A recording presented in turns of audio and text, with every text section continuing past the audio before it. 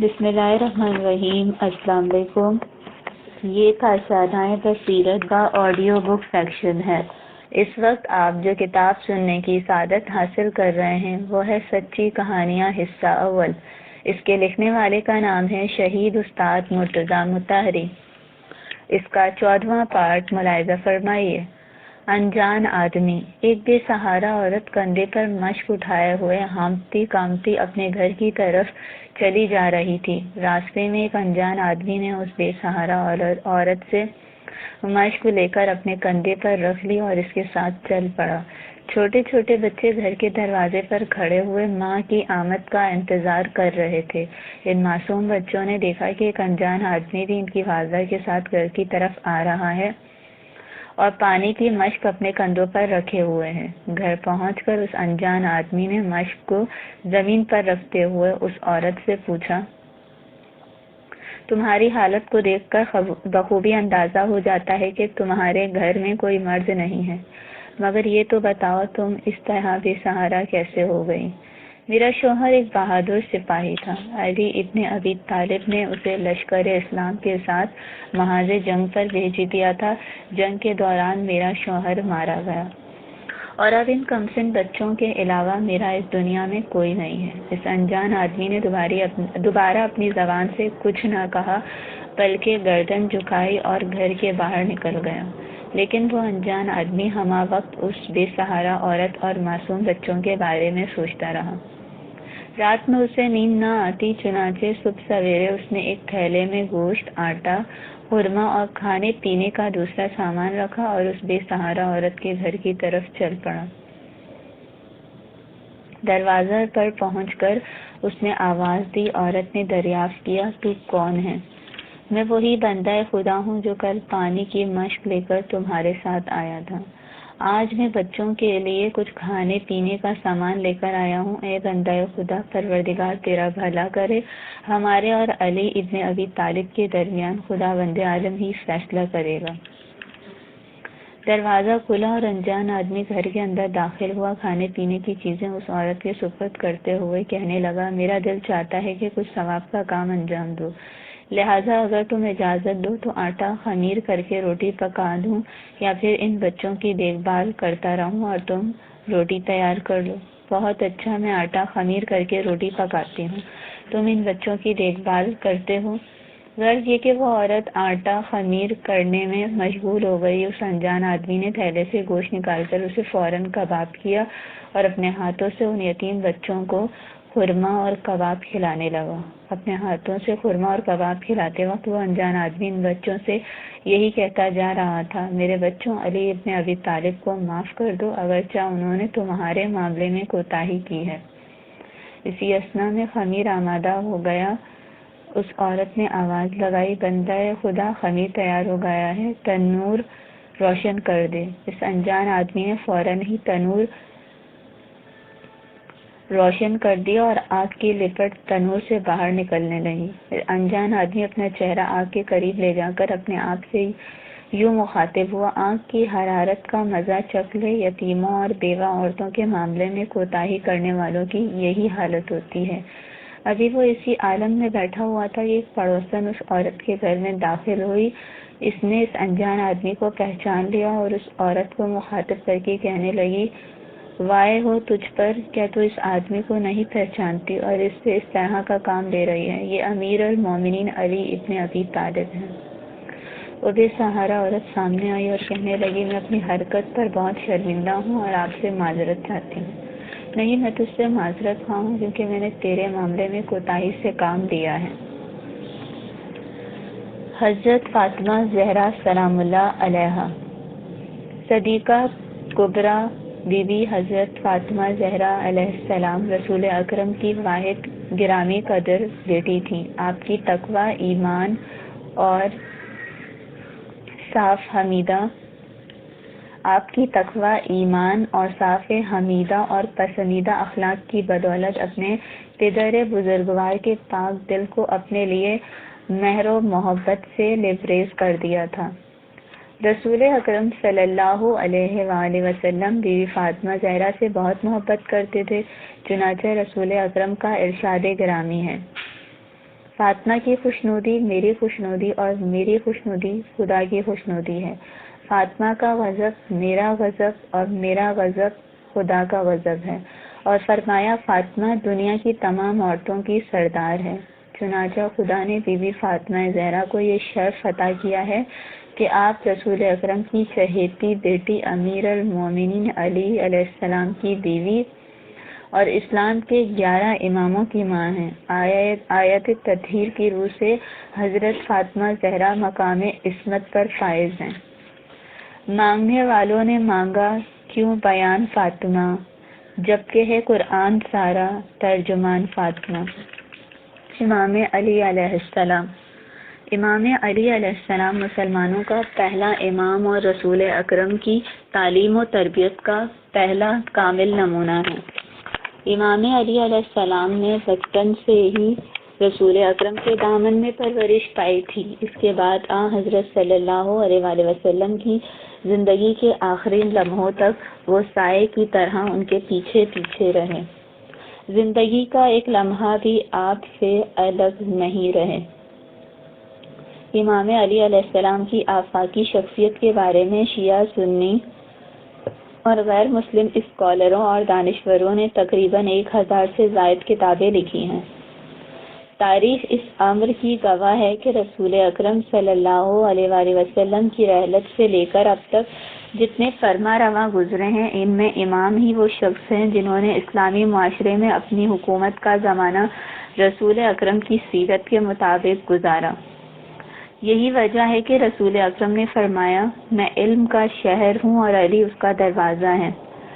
امام علی سے محبت رکھنا ایمان اور مومن کی نشانی ہے، اور آپ سے بغض رکھنا، آپ کی امامت سے انکار کرنا منافقت کی نشانی ہے۔ دھوپ تو ہوگی قیامت میں قیامت کی، مگر ہم کو مل جائے گا سایہ یا علی کہنے کے بعد۔ امام علی علیہ السلام سے دوستی۔ امام صادق علیہ السلام سے روایت ہے کہ حضرت صلی اللہ علیہ وآلہ وسلم نے فرمایا کہ اے علی، پروردگار عالم نے تمہیں دنیا کے مساکین اور ضعفاء کی دوستی عطا فرمائی، بس میں ان کی دوستی پر راضی ہو گیا، اور وہ لوگ اس امر پر راضی ہو گئے کہ تم ان کے امام اور پیشوا ہو۔ خوشحال اس شخص کو جو تمہیں دوست رکھتا ہو اور تمہاری تصدیق کرے، اور افسوس ہے اس شخص پر جو تم سے دشمنی رکھتا ہو اور تمہاری تکذیب کرے۔ اے علی، تم اس امت کے عالم ہو، جس نے تمہیں دوست رکھا وہ کامیاب ہوا، اور جس نے تم سے دشمنی کی وہ ہلاک ہوا۔ اے علی، تمہارے دوست گناہوں سے پاک اور صاف ہیں، دھوپ میں کوشش کرنے والے۔ ان کی دوستی تمہارے لیے ہے اور ان کی دشمنی بھی تمہارے ہی لیے۔ لوگوں کے نزدیک وہ ذلیل ہیں اور خداوند عالم کی بارگاہ میں وہ صاحب عزت۔ اے علی، تمہارے بھائی 3 مقامات پر کامل خوشی محسوس کریں گے: وقت نزع، جبکہ میں اور تم ان کے سرہانے ہوں گے; سوال قبر کے موقع پر اعمال کی پیشی کے وقت اور پل صراط سے گزرنے کے وقت، جبکہ لوگوں سے ان کے ایمان کے متعلق سوال کیا جائے گا اور وہ جواب نہ دے سکیں گے۔ اے علی، تمہارے شیعہ ہی سچی خوشی کے مالک ہیں، اور اگر تم اور تمہارے شیعہ نہ ہوتے تو روئے ارض پر اللہ کا دین قائم نہ ہوتا، اور اگر تم نہ ہوتے تو زمین پر آبادی ہی نہ ہوتی، آسمان سے بارش کا ایک قطرہ نہ گزرتا۔ اے علی، میں اور تم ہی وہ پہلے شخص ہوں گے جو قیامت میں قبروں سے برآمد ہوں گے، ہمارے بعد پھر اور تمام مخلوق اے علی، ملائکہ اور داروغہ ہائے بہشت تمہارے دیدار کے مشتاق ہوں گے، اور حاملان عرش اور مقربان بارگاہ فرشتے تمہارے لیے دربار الہی میں خصوصی دعائیں کریں گے، اور تمہاری محبت کے واسطے سے بارگاہ عزی میں دعا کریں گے، اور تمہارے شیعوں کی تشریف آوری سے ایسے ہی خوش ہوں گے جیسے گھر والے اپنے عزیز کے عرصہ دراز تک غائب رہنے کے بعد اس کے آنے سے خوش ہوتے ہیں۔ اے علی، تمہارے شیعہ وہ ہیں جو تنہائیوں میں اللہ سے ڈرتے ہیں اور اعلانیہ اللہ کی فرما برداری کرتے ہیں، اور لوگوں کو اتباع حق کی نصیحت کرتے ہیں۔ اے علی، تمہارے شیعہ وہ ہیں جو ایمان اور تقوی کے درجات پر ترقی کرنے والے ہیں، وہ یقیناً اللہ کے دربار میں حاضر ہوں گے، ایسی حالت میں ان پر کوئی گناہ نہ ہوگا۔ اے علی، تمہارے شیعوں کے اعمال ہر جمعے کو میرے سامنے پیش کیے جاتے ہیں، پس ان کے ان اعمال میں سے جو بہتر ہوتے ہیں میں ان سے سرور ہوتا ہوں اور گناہوں کی اللہ سے مغفرت طلب کرتا ہوں۔ آپ ان کو خبر دیجیے کہ اللہ ان سے راضی ہے اور ان کے ذریعے سے اپنے فرشتوں پر فخر کرتا ہے، اور جمعے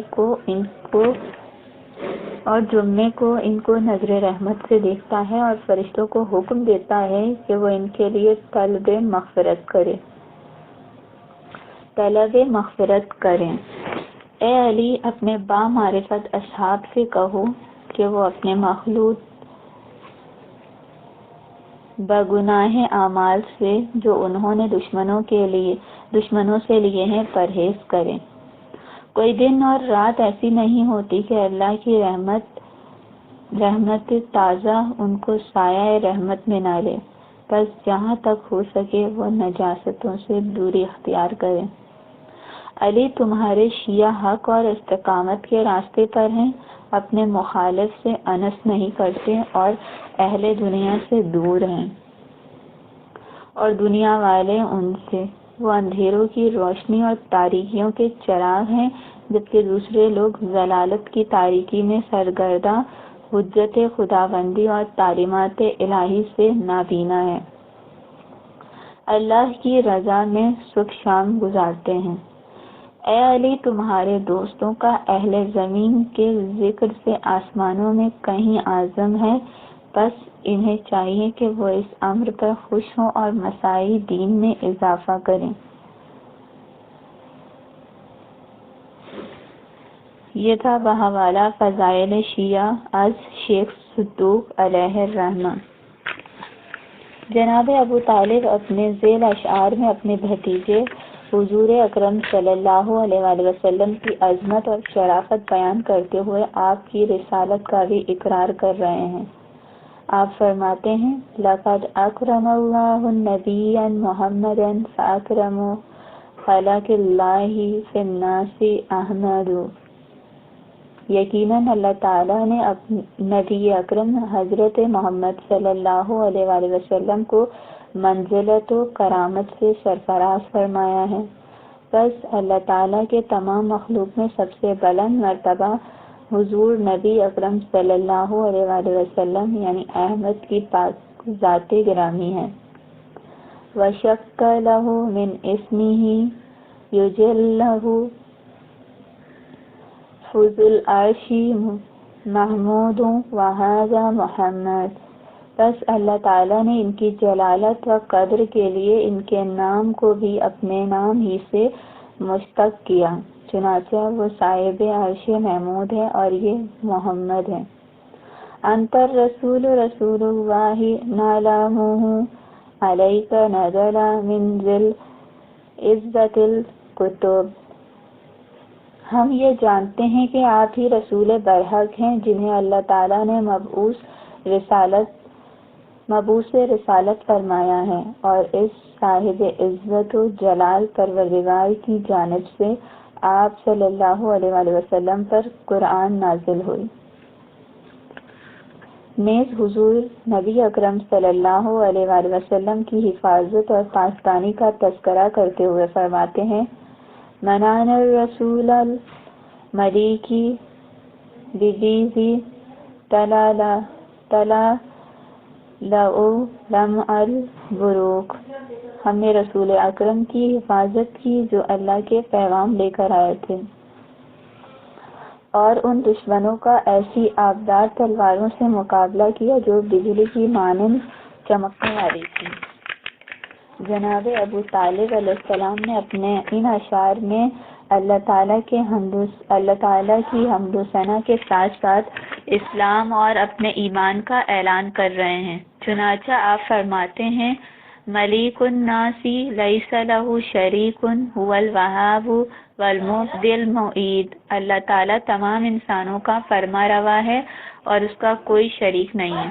وہی سب کچھ عطا کرنے والا ہے، پہلی بار پیدا کرنے والا اور مرنے کے بعد دوبارہ زندہ کرنے والا ہے۔ وَمَن تَحْتَ السَّمَاءِ لَهُ بِحَقِّ وَمَن فَوْقَ السَّمَاءِ لَهُ عَبِيدٌ۔